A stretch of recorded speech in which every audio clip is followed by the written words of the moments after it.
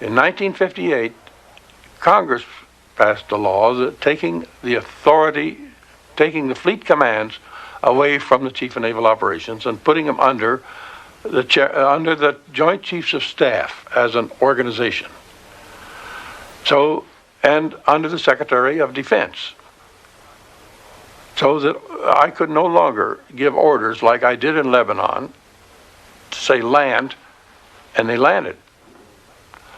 Since then, there's been a struggle to get centralized, first to get one military man, then to get one civilian, one man to get in control of all the military.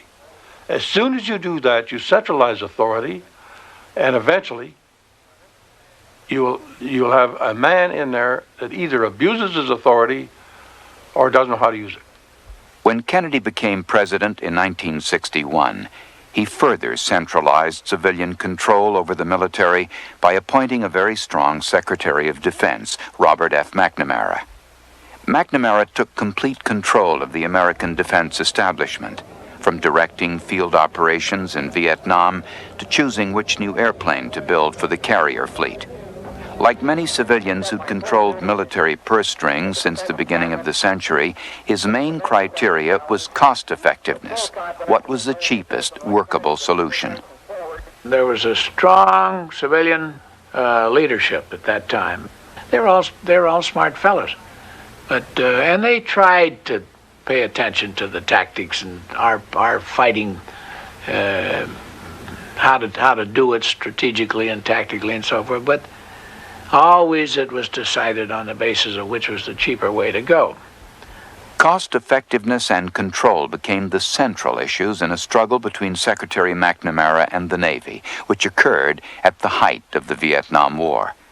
The conflict directly involved Admiral Connolly, then Deputy Chief of Naval Operations, and it shows how serious the differences between military and civilian authorities had become. It centered around the F-111, a new supersonic fighter-bomber that Secretary McNamara said could save money by serving both the Navy and the Air Force. But both services felt the plane was inadequate, although the chain of command made it difficult for those directly involved to tell McNamara what they thought. This conflict came to a head at a hearing of the Senate Armed Services Committee after billions of dollars had been spent on the plane. Among those present at the hearing was Admiral Connolly, who'd flown the F-111 himself. Well, we went up to the Senate Armed Services Committee, John Stennis, chairman. Guys like Barry Goldwater and Howard Cannon and Harry Byrd were on the committee, and this was a showdown on whether more money would go into the F-111B, which is the designator for the Navy, or not. And it wasn't easy for me. I went up there, and my Chief of Naval Operations was my classmate, Tom Moore. Secretary of the Navy was Paul Ignatius. The R&D Assistant Secretary was Bob Frosch. I knew that Bob Frosch knew the damn thing wasn't worth the doing. Moore and I both knew that it wasn't worth another dime for the Navy.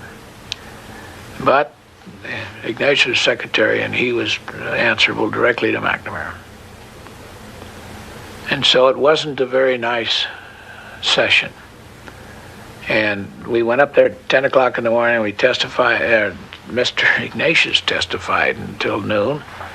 Then we reconvened about 1:30, and Mr. Ignatius testified until 5 o'clock. Finally, Senator Stennis went out of the room when I came back, and he said, "This question is for Admiral Connolly." First time I'd answered a question in 6 or 7 hours, or Moore or any others. He said, "Would you put more money into this airplane to carry the engines further, and would it make to make it better?" I said, "No, sir, I would not." "Why wouldn't you?" I said, "Because it's not the right airplane." I gave the stories I've already told you. But Mr. Stennis said, well, what about more powerful engines? And that would make it perform better, would it not?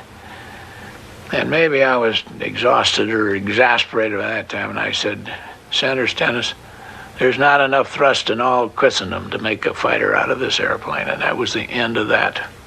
And I can tell you, riding home in the limousine with Mr. I thought I was going to get canned, but I was protected. Senator Stennis somehow or another protected me. Admiral Connolly's testimony settled the issue. Eventually, the F-111 did join the U.S. military inventory, but as an Air Force bomber.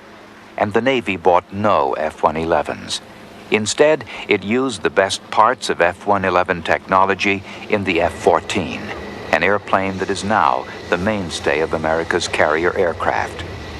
They nicknamed it Tomcat, after Admiral Tom Connolly.